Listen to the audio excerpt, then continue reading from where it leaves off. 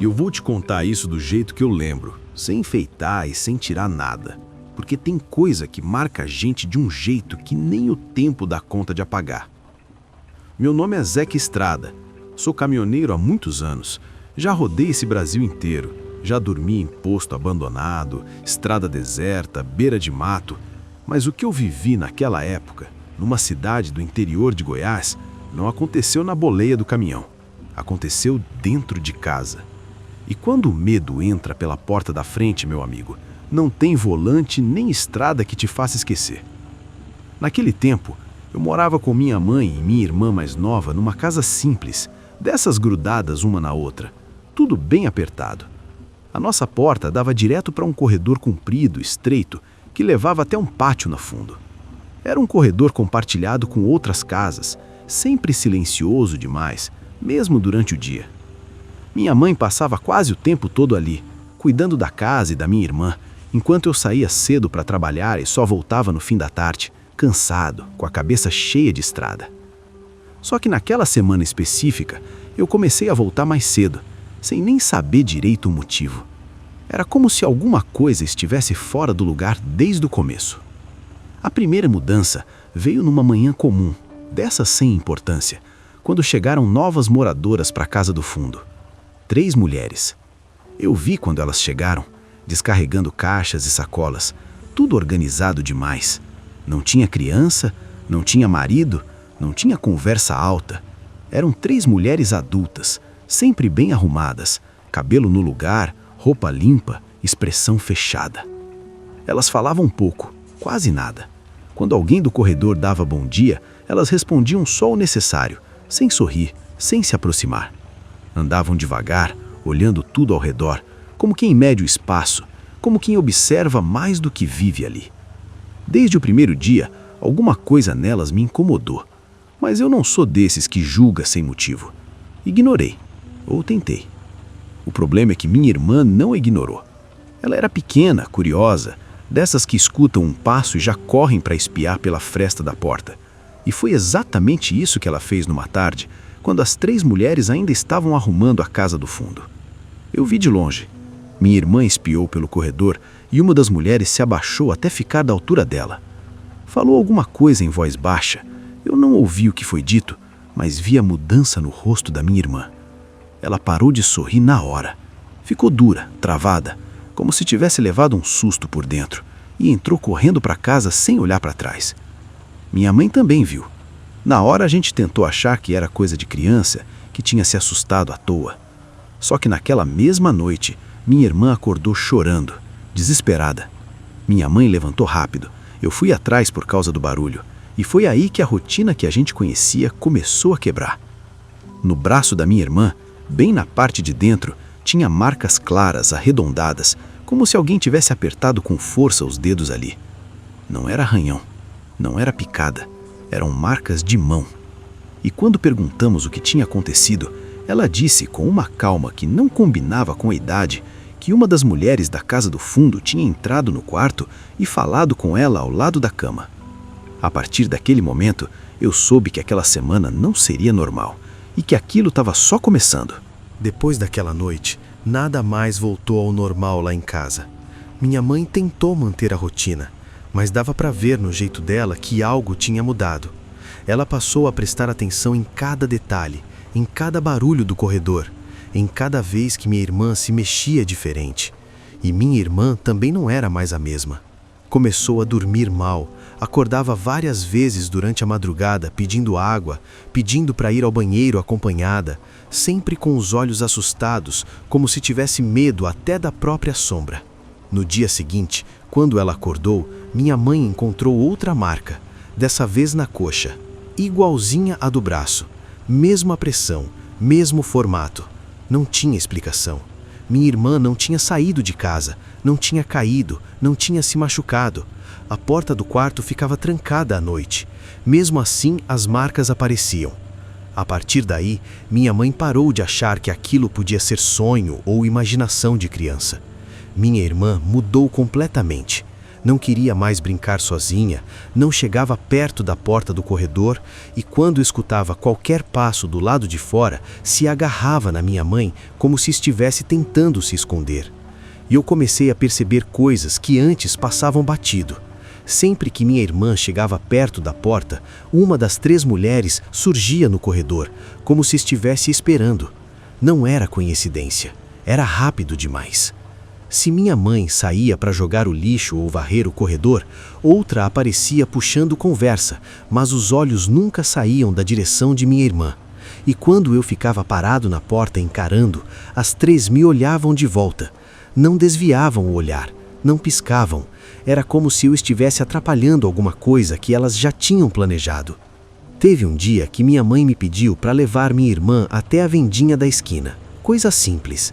Na volta, quando entramos no corredor, uma das mulheres estava parada bem perto da nossa porta. Ela chegou perto demais. Passou a mão no cabelo da minha irmã, como se estivesse arrumando. Foi um gesto lento, calculado. Minha irmã ficou dura na hora, abaixou a cabeça. Eu puxei a mão dela com força e coloquei as 2 para dentro de casa sem dizer nada. Naquele mesmo dia, eu conferi a fechadura, coloquei um trinco extra e deixei bem claro que minha irmã não sairia mais sozinha para o corredor, nem para ir ao banheiro, nem para espiar, nada. Minha mãe concordou. O medo já tinha criado raiz dentro da gente. Naquela noite, trancamos tudo mais cedo. O silêncio era pesado, diferente. No meio da madrugada, acordei com um barulho estranho. Não era passo. Era como se algo estivesse sendo arrastado pelo corredor. Um som baixo, contínuo, lento. Olhei a hora no celular. Ainda não eram 3 da manhã. A casa inteira parecia segurar a respiração. Levantei devagar e fui até a porta do quarto. Minha mãe também estava acordada, sentada na cama, segurando minha irmã com força. Ela não precisou falar nada. Pelo olhar, eu soube que ela também tinha ouvido. Minha irmã estava desperta, encarando a porta, sem piscar. O som parou de repente. Depois disso, vieram ruídos ainda mais sutis, quase imperceptíveis, se afastando em direção ao fundo do corredor. No dia seguinte, minha mãe decidiu que minha irmã não iria à escola. Ela estava pálida, com olheiras profundas. Disse que tinha sonhado com uma das mulheres sentada ao lado da cama, falando baixo no ouvido dela, dizendo para não ter medo. Nesse mesmo dia, minha mãe encontrou outra marca, dessa vez no ombro, igualzinha às outras. A sensação de que estávamos sendo observados deixou de ser impressão, virou certeza. Naquela noite, minha mãe começou a rezar com mais frequência, colocou imagens religiosas perto da cama da minha irmã e deixou a luz acesa. Mesmo assim, minha irmã acordou dizendo que tinha alguém parado perto da porta do quarto, olhando. E foi nesse ponto que eu decidi que não ia mais dormir, porque alguma coisa estava se aproximando, e não era boa. Depois daquela noite, eu já não dormia mais. Não era insônia comum, era vigilância. Eu sentia que, se fechasse os olhos, alguma coisa ia acontecer. Então fiquei acordado, sentado na sala, de frente para o corredor, com todas as luzes apagadas. Deixei só uma fresta mínima na cortina, o suficiente para enxergar sem ser visto. O silêncio era tão pesado que chegava a doer no ouvido. Não demorou muito. Eu vi primeiro as sombras, 3 formas paradas no corredor, muito perto da nossa porta. Quando meus olhos se acostumaram com a escuridão, deu para ver que eram elas, as 3 mulheres, imóveis. Não conversavam, não se mexiam, só olhavam fixo para dentro da casa, como se soubessem exatamente onde cada um de nós estava. Aquilo não era curiosidade, era espera. Fiquei observando por longos minutos, com o coração batendo forte no peito. Nenhuma delas piscava, nenhuma mudava de posição. Em certo momento, uma delas deu um passo à frente, bem devagar, estendeu a mão e encostou na porta, bem na altura da fechadura. Não tentou girar a maçaneta, não bateu, só deixou a mão ali parada, como se estivesse sentindo algo do outro lado da madeira. Um arrepio subiu da minha coluna até a nuca. Aquilo foi demais para mim. Bati forte na porta por dentro e gritei para elas irem embora. Minha voz saiu mais alta do que eu esperava, carregada de raiva e medo. As 3 se afastaram lentamente, sem pressa nenhuma, e voltaram em direção à casa do fundo. Não disseram uma palavra, não demonstraram surpresa. Foi como se já soubessem que eu faria aquilo. No dia seguinte, o corredor ficou em completo silêncio. Nenhuma delas apareceu, nenhum barulho, nenhum passo. Minha mãe aproveitou para conversar com uma vizinha mais antiga do lugar. Quando perguntou sobre a casa do fundo, a mulher ficou séria na hora. Disse que aquela casa sempre dava problema, que gente já tinha ido embora às pressas dali, e que não era a primeira vez que apareciam mulheres estranhas daquele jeito. Mesmo assim, naquela noite, ninguém conseguiu relaxar. E foi na 3ª madrugada que tudo piorou de vez. Antes de dormir, minha irmã começou a reclamar de uma dor de cabeça forte. Disse que parecia que algo apertava por dentro. Pediu para dormir na cama da minha mãe. Minha mãe deixou, e eu fiquei no colchão da sala, perto da porta. Já passava de 2 da manhã quando acordei com um cheiro estranho, forte, pesado. Era como ervas queimadas misturadas com algo metálico. O cheiro vinha do corredor. Levantei devagar. Pela fresta embaixo da porta, vi uma sombra passando de um lado para o outro, lenta, comprida. O cheiro ficou mais intenso, ardia no nariz. Minha mãe me chamou em voz baixa. Quando entrei no quarto, minha irmã estava tremendo, encolhida, repetindo que não queria ir com elas. Minha mãe tentava acalmá-la, mas o medo no rosto dela era claro. Então começaram as batidas. Não eram pancadas fortes, eram toques leves, ritmados, quase como unhas encostando na madeira, testando, provocando. Minha mãe começou a rezar em voz alta e eu fiquei parado, com o corpo travado, sentindo que aquela era a pior noite de todas. Depois de longos minutos, os toques pararam. O cheiro foi diminuindo até sumir, mas alguma coisa dentro da gente quebrou ali. Quando o dia amanheceu, minha mãe não discutiu, não pensou 2 vezes. Disse que a gente ia embora, que não ia esperar aquilo terminar mal. Naquele momento mais baixo, mais escuro, a única certeza que eu tinha era que aquelas mulheres não tinham ido embora de verdade. Elas só estavam esperando a gente falhar. Quando o dia clareou, não teve conversa, não teve dúvida, não teve esperança de que aquilo fosse melhorar.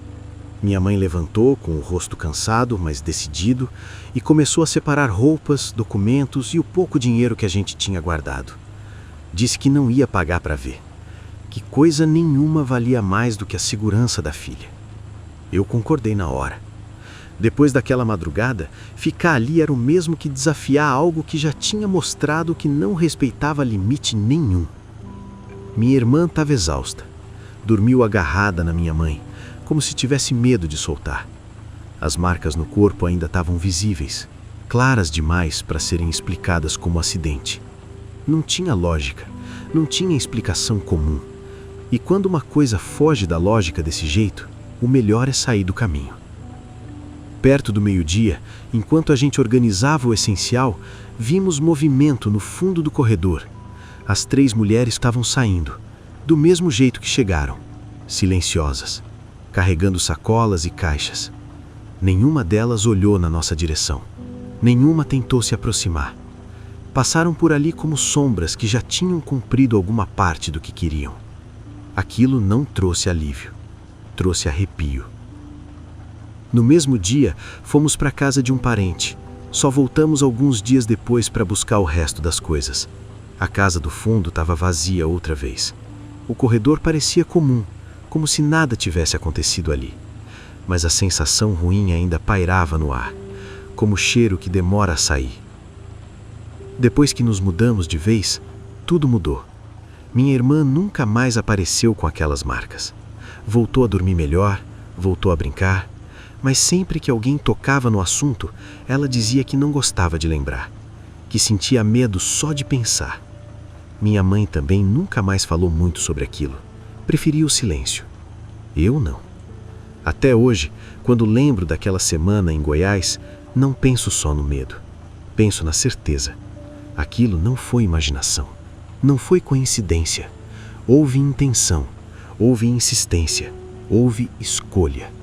E talvez a única escolha certa que a gente fez foi ir embora antes que fosse tarde demais. Agora eu te pergunto, você teria ficado? Se essa história te arrepiou, Comenta aí embaixo o que você acha que aquelas mulheres queriam de verdade. Segue o canal para não perder os próximos relatos, porque estrada ensina muito mais do que parece. E se você quiser continuar nessa vibe pesada, assiste também o último vídeo que eu contei aqui no canal, As 3 Mulheres do Corredor.